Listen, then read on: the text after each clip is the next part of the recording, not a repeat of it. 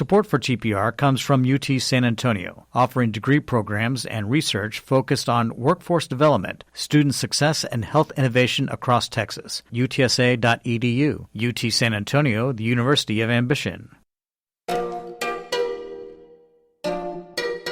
Welcome to Fronteras, a program that explores the issues at the border and beyond through the lens of arts, culture, and history. I'm Norma Martinez with Texas Public Radio in San Antonio. The writer Reyna Grande has documented her traumatic journey to the U.S. as a child immigrant. Her first book, Across 100 Mountains, is a fictional work based on her immigrant journey. Her first memoir, The Distance Between Us, finally allowed her to be honest and open about the journey she made at 9 years old to the U.S. to live with an alcoholic, abusive father she barely knew, and to try to reconnect with an indifferent mother. Her follow-up memoir, A Dream Called Home, continues her story of balancing success as a writer with her still uncomfortable relationship with her culture and her family. Reyna Grande's newest essay collection is called Migrant Heart, Essays About Things I Can't Forget. It's Grande's reflection on her life with more mature eyes. This memoir told in essays sees Grande piecing the scattered pieces of her life together to find a place of healing. Grande calls it the rawest and most honest look into her life. The opening essay is called Queen of Misery. Grande says it sets the tone for the book, explaining her growing need to let go of the negative moments of her life and make space for the positive ones. When I wrote The Distance Between Us, it captures a very sad childhood and adolescence. It deals with, family separation, with my border crossing, growing up undocumented in California. And there were some very difficult things that my family went through. I wrote that book to capture that experience of what it's like to be a child left behind and also to be an undocumented youth in the United States. And when it was published, my friend read it and cried the whole time. And she says, "You're the queen of misery." But she meant it as a compliment. She meant that I had transformed my childhood suffering into beautiful art, and my book had touched her deeply. But it stayed with me, right? Because I realized, I have very, very vivid memories whenever they're sad, but I have trouble making space for the joy. And what I realized about myself was that my writing practice is tied to my trauma, because when I started writing at 13, I wrote because I was dealing with all these traumatic experiences. I felt it in my body at the time. I didn't know the words trauma. I didn't know the words PTSD or depression or anxiety or toxic stress, but that's exactly what I was feeling as a young girl. And I needed to find a way to, how we say in Spanish, desahogarme, right, to undrown. And writing did that for me. So then I began this writing practice of always putting on paper everything I was feeling, all the things I was going through. And then from there, what I realized about myself is that whenever I sit down to write, I'm poking at the wound. And that's where my writing comes from that profound anguish, from my deepest wound. And I don't know how to write from any other place but that. So in the book, what I try to do was to then embark on this journey of teaching myself to reframe these memories and to find the silver lining, to find the joy, and not to create false memories, but to revisit them and update them so that when I think of them now, I can focus more on the positive of those experiences. And so Queen of Misery kind of sets the tone for that, for what the rest of the book is going to be like. Well, I think that maybe what you're processing now and trying to find, the good things that come out of the bad, I think that's something that can only be done with time and with reflection and maybe in some instances with therapy. And how long did it take for you to come to that realization that this is something that I can draw something positive out of this experience? I think it took for me to get to my middle-age years, the wisdom that comes with aging. Because when I was younger, for example, when I wrote The Distance Between Us, I wrote it from a child's perspective. I was not ready for my adult voice. I wasn't ready yet for that kind of introspection that is needed.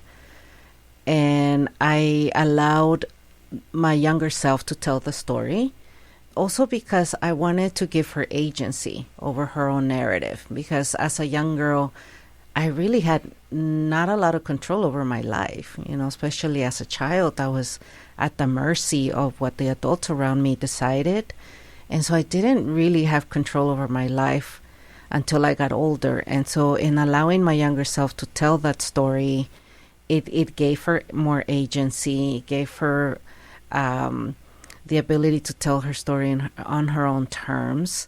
But also I wanted to write from the perspective when the trauma happened.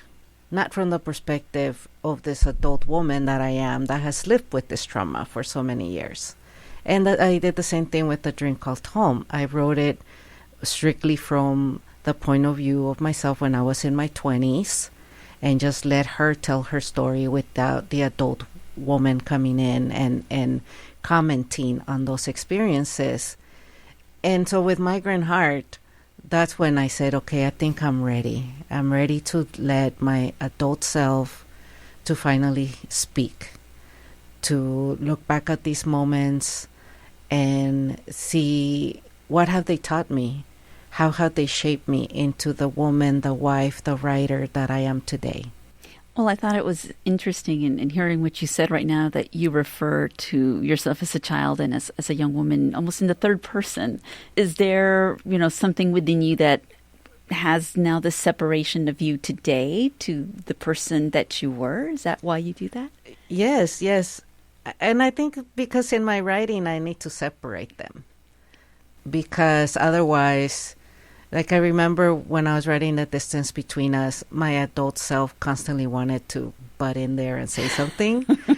and then I had to kind of push her away and say no, because what I realized was that sometimes my adult self would come in with more anger, with more resentment, because, like I had more prejudice, I had more biases as an adult woman than when I was a child. And I really wanted that innocence of my child self to come through.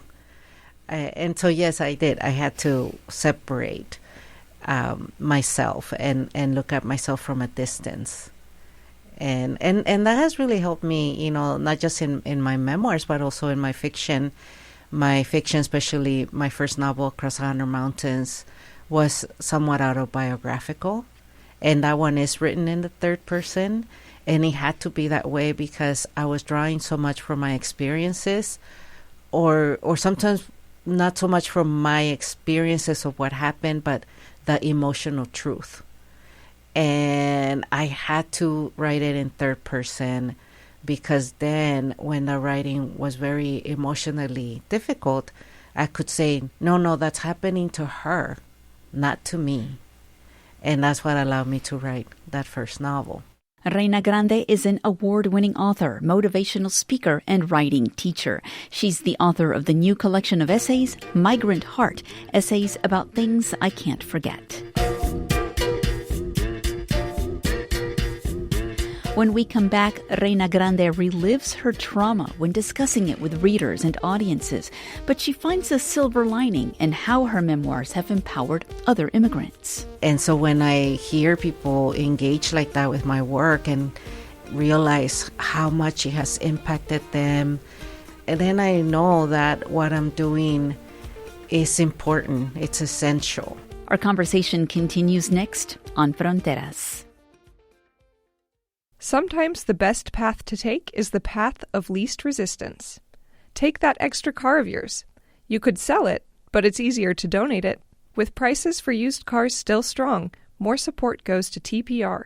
Visit tpr.careasy.org or call 877-486-1227 to get started. Welcome back to Fronteras. I'm Norma Martinez with Texas Public Radio in San Antonio. Writing, for author Reyna Grande, is healing. It's a way to exorcise the demons of pain and trauma. But her success as a writer means she has to relive that trauma with book tours, readings, and interviews that take her away from her family for weeks at a time, interviews like the one she's doing with us. Retelling her trauma narrative traps Reyna Grande in the past, but it's also a way for her to connect with readers who find their own bravery through her vulnerability. Grande talks about coming to terms with that difficult balance in her newest essay collection, Migrant Heart, Essays About Things I Can't Forget. Writing for me was my therapy, and it was a safe space where I could unload all my sorrows and share my thoughts and everything that I was going through and really allow myself to be vulnerable on the page. But then, once my work started getting published, it was no longer mine, right? Now it belonged to the readers. It was now a public pain. And I started traveling around the country and sharing my work with my readers and talking about all these difficult experiences I had written about. And then I realized that I was becoming fixated. The constant telling and retelling of these traumatic experiences can lead to preoccupation and fixation. And at some point I asked myself, am I fixated with my trauma? Have I wrapped my whole identity around it in my personal life, but also my professional life? And then the constant retelling of the traumatic events and being very open on stage and on the page, I realized that it was starting to have the opposite effect, where instead of healing me, it was re-traumatizing me. And I was constantly living in this state of distress and vulnerability, because I am very transparent and very honest with readers, and I get asked very, very personal questions. Well, and you write very personal things. Yes. And so there was a point where I definitely was feeling the weight of that. At the same time, what I acknowledge in the book is that because of that vulnerability and that honesty, then people feel very comfortable sharing with me the things that they go through. I get a lot of emails of people sharing their struggles, sharing their own traumas, and telling me how reading my book they felt seen. And so when I hear people engage like that with my work and realize how much it has impacted them, and then I know that what I'm doing is important, it's essential. But I also have to be more aware of the toll that it takes on me and try to do some self-care, But I do want to keep doing it because I feel that I have helped a lot of people heal from their experiences, or at least get on that path towards healing. And I think that's so important. That's what stories do. That's what books do. And so I want to make sure that I do continue to actively work towards helping other people confront their own traumas and find a healthy way to heal from them. And in this book, going back to, we were talking about, finding sort of the positive things that have been going on. You have written about sort of breaking these intergenerational cycles, of alcoholism that led to the death of your father, of violence, of poverty. Can you talk a little bit about how you came to those realizations with the experiences that you have had with your own family? Yeah, the first cycle I broke was the lack of education, right? I come from a family that was very poor and didn't have opportunities to get much schooling. My grandfather, my maternal grandfather, was illiterate because he never went to school. He had to work his whole life. And then my father only went to the 3rd grade. My mother went to the 6th grade. And so when I started junior high school, I had surpassed them in their education. And then, of course, the further along I went, all the way to university, it was a big responsibility being the first person in my family to go to university. But I knew that I had to do it, that I had to break that cycle. And it was so scary and lonely because as I was going through college, there was no one to call at home and say, how do I do this? Give me advice. And so I had to figure it out on my own. But it was just such a beautiful thing when I walked across the stage and got my diploma. And I knew that now that I had broken the cycle, now it was possible for the next generation to accomplish that. And yeah, thus far we've had 3 of my nieces have graduated from university, and then this fall my daughter is going to start university as well. And I feel like the cycle is broken. And so then when I became a mother, I thought I want to break the cycle of abuse. My father grew up being abused by his parents, and then he became an abused child who then turned into an abusive parent himself. And my siblings and I grew up in a home that was just full of violence, physical abuse, but also verbal abuse. And so when I became a mother, I was determined that it would end with me. But it was difficult. It was messy. As my little boy was growing up, I oftentimes didn't know how to handle his tantrums, how to handle misbehavior. And the first instinct was to hit him, grab the chancla, right, and hit him. And then I would cry afterwards. And it was just this really horrible moment of figuring out, how am I going to work against the conditioning that I've had as a child? How do I work against the harm of chancla culture in our Latino community? How do I break this cycle? And so that's what that essay, Spare the Chancla and the Child, is about. It's about my journey of trying to be a better parent, of trying to end that cycle, of making sure that I did not pass that on to the next generation. So you mentioned your daughter earlier. She's graduating from high school, and you write about her, how she's now taking the next step of herself becoming a writer. And so tell us a little bit more about her, because she was working on a novel when you were writing. Has it already been completed? She is hoping to complete it this summer before Nice. She goes off to university. 12th grade has really been difficult. She's been working on it for several years, and I'm just so impressed with her, that she can actually have that sort of commitment.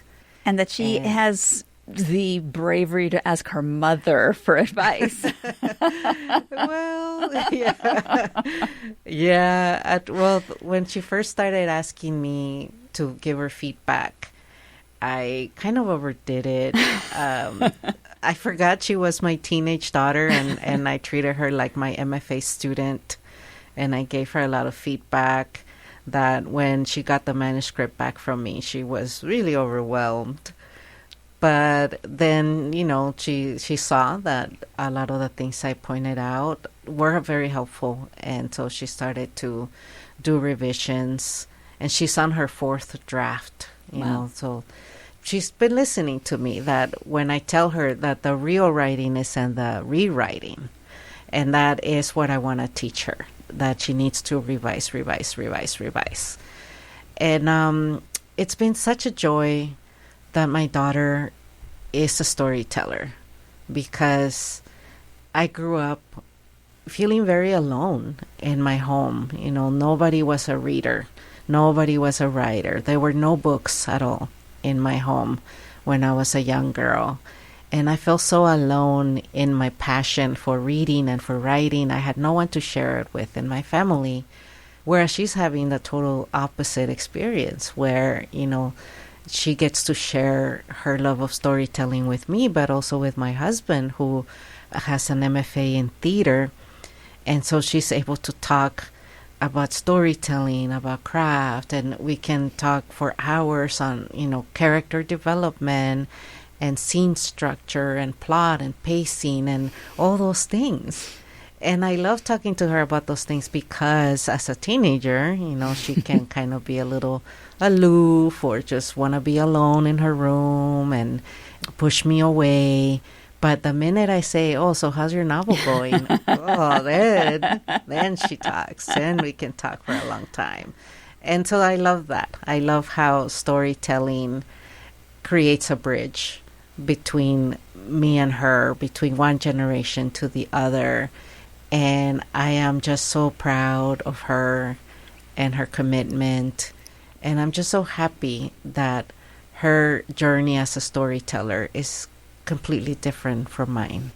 Reyna Grande is the author of the essay collection Migrant Heart, Essays About Things I Can't Forget. She's the author of the memoirs The Distance Between Us and A Dream Called Home. She's also written A Ballad of Love and Glory, historical fiction that tells the true story of the St. Patrick's Battalion of Irish soldiers that helped defend Mexico in the Mexican-American War. And Grande is the co-editor of the collection of immigrant essays, poems, and art, Somewhere We Are Human. Our conversation with Reyna Grande will continue next week.